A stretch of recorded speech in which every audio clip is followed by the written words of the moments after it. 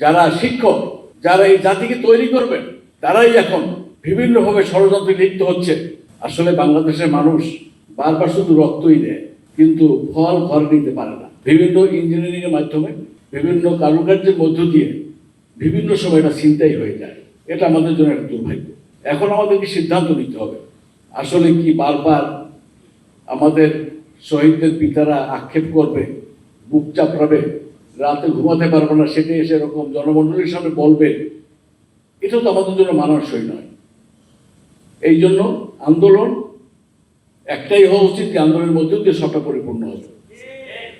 আমরা এখন দেখি যাদের আসামি ধরার কথা, তারা এখন জুলাই যোদ্ধাদের উপরে আক্রমণ করছে। যে পুলিশরা মুহুর্মুহু গুলি করে আমার সন্তানকে, আমার পিতাকে, আমার ভাইকে হত্যা করেছে, তারা স্থান পরিবর্তন করে সময়ের বিবর্তনে বিভিন্ন জায়গায় গিয়ে আবার তাদের সেই সমস্ত কার্যক্রম অব্যাহত রাখার চেষ্টা করছে।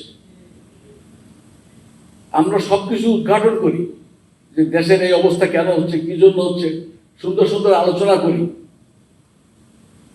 সংসদে আমরা দেখি প্রচন্ড বিতর্ক হচ্ছে, আবার বাইরে এসে সবাই হাত মিলাচ্ছে, হাসি খুশি আছে। তাহলে কি এটা দিয়ে জাতি কি পাচ্ছে?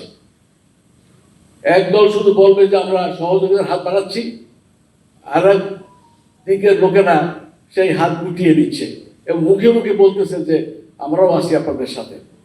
কিন্তু এই জাতিকে শুধু প্রতারণা করা হচ্ছে, তাদেরকে শুধু পিছনের দিকে ঠেলে দেওয়ার জন্য চেষ্টা করা হচ্ছে, একটা জাতিকে পরিবর্তন করার জন্য।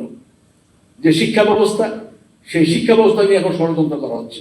যারা শিক্ষক, যারা এই জাতিকে তৈরি করবেন, তারাই এখন বিভিন্নভাবে ষড়যন্ত্রে লিপ্ত হচ্ছে। ছাত্র জনতার যে আবেগ, সেই আবেগের জায়গায় তারা দলীয় সংগঠনের ভিতরে নিয়ে যাচ্ছে। তারা শিক্ষিত হয়েছেন বটে, কিন্তু উদারতার পরিচয় দিতে পারছেন না। ছাত্রদেরকে কি শিক্ষা দিয়ে এই জাতিকে তৈরি করবেন? এই জাতি তো পরম্পরায় তারা এগিয়ে আসবে, তারাও তো নেতৃত্ব দেবে, তারাই দেশ গঠন করবে, তারাই রাষ্ট্র পরিচালনা করবে। কিন্তু তাদের ভিতরে এখনই শিক্ষক নামের এই সমস্ত কলঙ্ক বীজ যারা রোপণ করতেছেন, আমরা তাদেরকে ধিক্কার জানাই। আসেন এই ধরনের সংকীর্ণতা পরিহার করে জাতিকে আলোর দিশা দেখাই, যা দিয়ে এই জাতি তৈরি হবে।